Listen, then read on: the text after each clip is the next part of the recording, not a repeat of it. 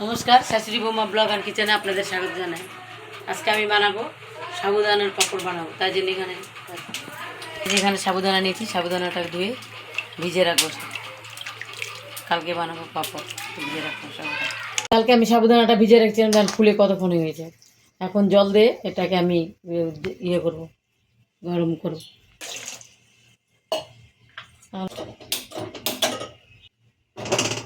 দিয়ে দিচ্ছি তখন একটু জিরে,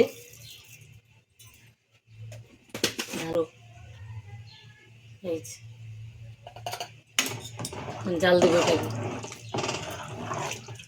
আরো জাল দিতে হবে। এই যে আমাদের সাবুদানার পাপড়টা ফুটে উঠছে, হয়ে গেছে, এই যে হয়ে গেছে, হয়ে গেছে। এখন নামিয়ে নেব। সাবুদানার পাপড় হয়ে গেছে, এখন ডালতেছি পাপড়।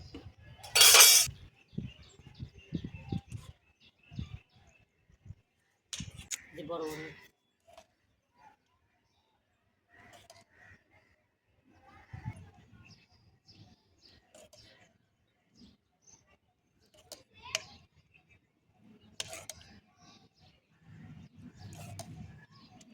আমাদের এখন সব পাপড় দেওয়া হয়ে গেল। এই যে দেখেন লাস্ট, এটা সব পাপড় দেওয়া হয়ে গেছে সাবুদানা।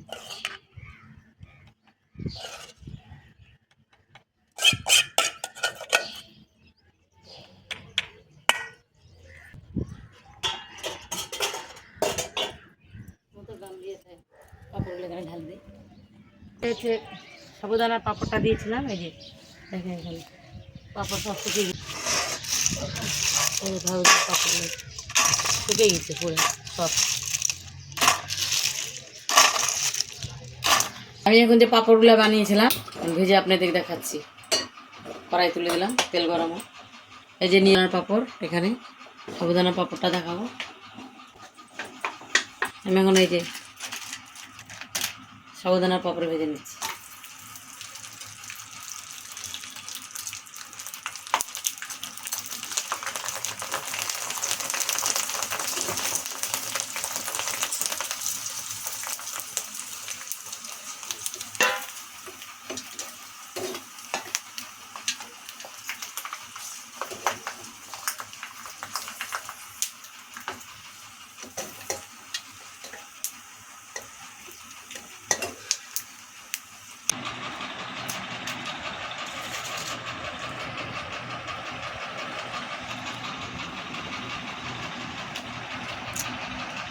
এই যে আমি সাবুদানা যে পাপড় বানিয়েছিলাম, কত মজবুত, হ্যাঁ পুরা গুঁড়ো হয়ে যাচ্ছে।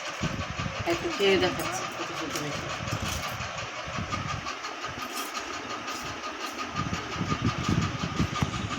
অনেক সুন্দর হয়েছে সাবুদানার পাপড়টা। খেয়ে দেখলাম কত মুচমুচে হয়েছে।